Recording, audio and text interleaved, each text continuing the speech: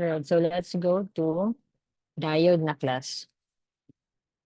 Actually, I realize nga, pwede na yung mga short-term na discussion because I want to discuss this face-to-face kaning mga graphs na introduction lang gina itong buhaton dito sa diode class. So this will be a short lecture. Right. Let's go to the PN junction. So, sa previous lecture, we discussed about the N-type and the P-type material, no? So, um, dili ra po na ingon nga purely N-type class, purely P-type. Usually lang ginabuhat is we create a semiconductor in which the other part is N-type and the other part is P-type. Okay, so this piece of semiconductor class will create what you call the PN junction. PN junction. No? And kung atong gi-combine atong P-type material ha og N-type material. Okay, so this create a PN junction. No? Boundary na form at the boundary of this of your material. Okay. And so this will now create kining whole material. We now call it the diode class. Okay, diode. Now what happens here is that tungod kay of course tungod kay na kay mga electrons sa class present in your materials, na kay mga um holes, electrons and holes no present in your materials. Ang mahitabo class is that the tendency tungod kay mong N region has more electrons. Your P region has more more holes. Okay? So, ang tendency is that the electrons nga nasa imong N region, okay, tungod kay excess naman kay sila. Mangita yun na sila hole lang. Okay? And makasense na sila nga nakay mga holes dito sa imong P region. So, the tendency for these electrons na sa imong N region is muadto na sila sa imong P region. Mangita sila hole. Ma-fill in sila ng mga holes diya class. Okay? So, pag mo-fill in sila sa mga holes dito sa P region, of course, as I've mentioned, kung muli bang electron, na kay hole nga ma-create. So, after they recombine with the holes in the P region, they will also leave holes at the same time. There is a lang N region. Okay? So, maka-create na din kay nga ni glass. Nya, mo, abot sa lang time nga mas stable na po siya. Mas stable in a way ba nga pag-recombine niya dira na po siya tama, okay? Pero maka-create na kakaroon between your PN junction class of what you call the depletion region. Okay? Ang imong electrons, of course, maka-create kag negative charge diyan, no? Tungod kay electron niya adto sa pikas. And tungod kay naa kay na-leave nga hole sa imong N region, asa kay positive diya nga charge, no? Unya kini siya class, if you think about it, this is your barrier potential. This creates your mura siya og kanang if you measure it mura barrier potential, mura siya voltage. Okay. Pero dili gyud siya voltage. Okay. Naka positive, naka negative siya. So, kining barrier potential na dayon class. Mo na din ni ang requirement sa imuhang material para mo-on siya. Okay? So, nanala ha, tungod kay baga kay nang imuhang, tungod kay mabaga man gud ni imong region direct class, no? Depletion region ba? Tungod kay mabaga na siya. Dapat mag-apply ta og voltage that is higher than this barrier potential mo diri. Nga naman, para enough energy matuklod na niya ang mga charges dira. And then, maka-create na rin siya electron flow from one region to another because that's what we want. Okay, so balik ta naabot na ta sa depletion, na-create na siya depletion region. Okay. So, mo nang giingon, the energy, there must be an external energy nga ma-apply to get the electrons to diffuse across the barrier. Tungod mangod kay nag-recombine ng mga electrons sa og mga holes, nag-create siya og depletion region, dili na pod katabok ang uban class, murag nahimo na imong harang ni ba? Nahimo siyang harang. Okay? So, karon need to external energy. Okay, so the potential difference of the electric field across your depletion region is the amount of voltage required to move electrons through the electric field. Mo lang giingon nga, whatever ang value ni mo like for different materials that will have different manggod nga barrier potential class. For example, LED, 1.2 volts for example. So kung magbutang ka siya o positive 0.5 volt, tanglan na to.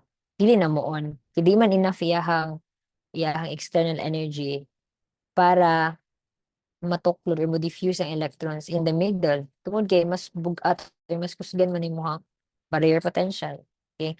Sa imong silicon diode glass, for example, katong ipapalit sa inyo zero point 0.7 siya. Ano mention ako ni sa class na 0.7 volts. So kung nag-apply ka diha og 0.5 gihapon, di gyapon na siya mo on or di gyapon ka ma-create og electron flow. So dapat mo-apply ka og above 0.7. 0.7 or above 0.7. Okay? So again, the potential difference is called the barrier potential and expressed na siya in volts. Okay, ato ta karon sa kung sa may diode. Katong diode mo mo na to atong semiconductor kagani ng material no, composed of P and N region. Okay? So diode again is made from a semiconductor, usually silicon siya glass, in which half is doped as a P region and then half is doped as an N region.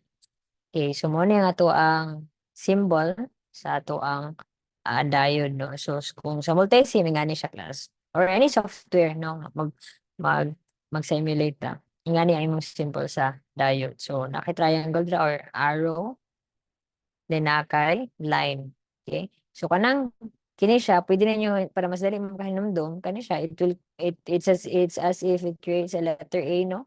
So this is your anode, the positive side. The negative side is your cathode. So, the negative. Okay? Kaya mong anode mo na yung P-region man, yung cathode mo na yung N-region. So, this is the basic structure of your diode. Again, daghan pa mga different kinds of diodes class, no? Atong pinaka-common, katong, aside from LED, no? That's one of examples of diode. Katong kung ipapalit sa inyo, ay nga ni siya gitsura. Kung na kay gray dira, ang sa imuhang gray dira sa imuhang diode mo na imuhang negative. Okay? So, may mo negative. Dayon mo yung positive. All right. So, how do we bias or how do we turn on a diode para maka-conduct siya electricity class? So, we call it bias. Okay, how do we bias? Bias is katong pag-apply ni mo voltage. Okay? So, to bias a diode, you apply a DC voltage across it. Ang pinaka-basic class in order for the diode to conduct is the forward bias. Okay? Forward bias is the condition that allows current through the PN junctions. Forward ba? Okay? So, bias voltage, ato ning denote of V bias. As I've mentioned, must be greater than your barrier potential. So, mga itong barrier potential, no? And V bias dire, positive to positive na class. This is your anode, positive. This is your cathode, negative. So, dali na kayo hinduan. Anode, dapat connected sa positive sa imong battery. Okay. Kani dire is, realistic lang ni siya nga, kung ano, yung gibuhat, nagbutang siya og resistor para dili madaot imohang diode. Sige. So, what happens is, ingani magod siya class. Naka-depletion region dire sa imong diode. Okay? And then, your positive, anode man na dira, okay, region. This is your cathode, negative. And then, kini nga plus sign is, mo nimong siya bias. Nga nung di rin nimo ibutang, it's because, we need the electrons from the N region, no, to be attracted to this side. Nga naman, para, mo pag, kung mutabok ang imong electron diha class, kung dako kay mong energy, no, kay mong energy, kay mas, kuha naman siya, mas, higher naman siya than your V barrier. Okay? So what happens is, tanong mga electrons yung mudi nila nasa N region class will be attracted to this side. Kaya mo na yung positive nga V bias ng polarity sa imong battery. So tanang electrons niya, padulong dila tanan, hantod sa mo nipis na imong depletion region class. Pag nipis ana class, maka-diffuse na din yung electrons kay hunahon na kusog biya kay ang energy or dako kay energy nga na-apply nimo ba. So mang-diffuse gina imong electron padulong ani nga side. Okay? So mo na ang imong direction sa imong electrons dito. So mo unsa pud imong holes?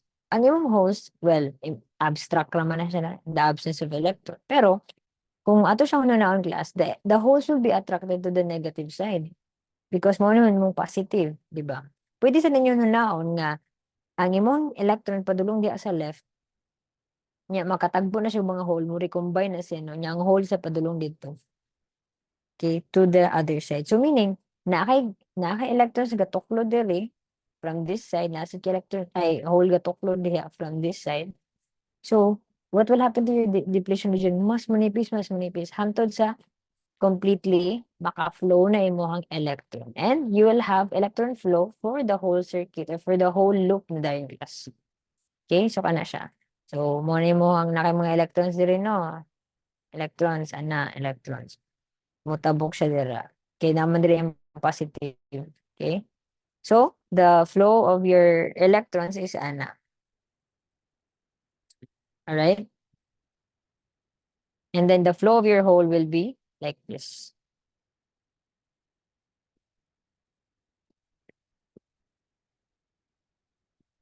Okay. So natay structure diri na this is at equilibrium no bias. Wala tay gi-apply nga voltage. Okay. Ana lang. Wala na yan depletion region. And then what happens when your diode is forward biased? Positive gi-apply nimo dira, negative gi-apply. Ang V barrier class manipis depletion region and there's an electron flow.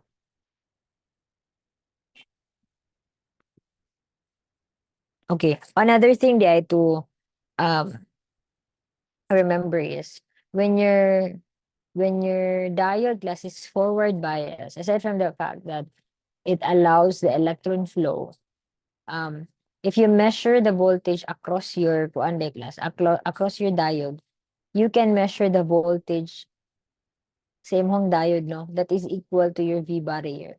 So for example, we have here a circuit ha, 9 volts. Okay. Then we have here a diode. Okay. So na-on na siya because ang positive din mo connected sa imong anode, diri imong anode positive. Okay?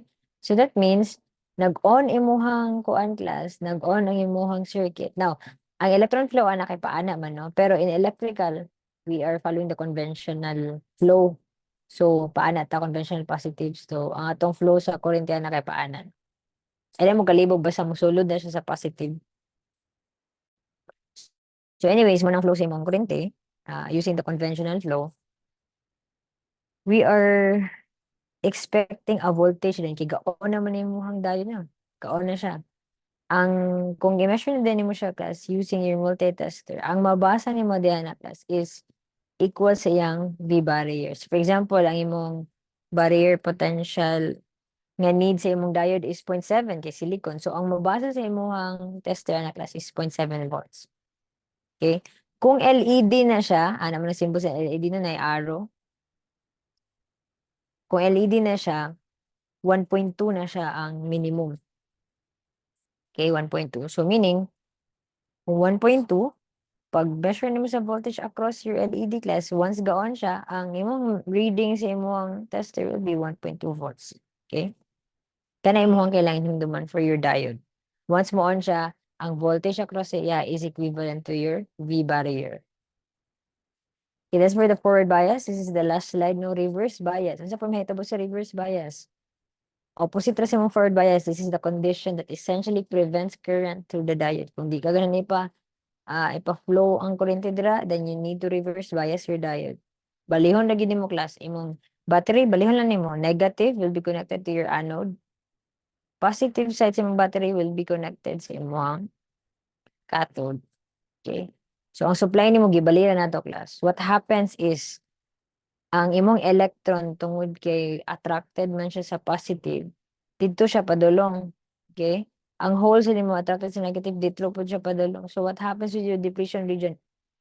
Instead of being narrowed, instead of being, kanang manarrow siya maayo, sa imong forward bias, ano siya, mas ni expand pa gid imong depletion region. Tungod kay imong material, walay nag-try og diffuse dira sa center, no? Nagpalayo tanan. So this is the condition of your reverse bias.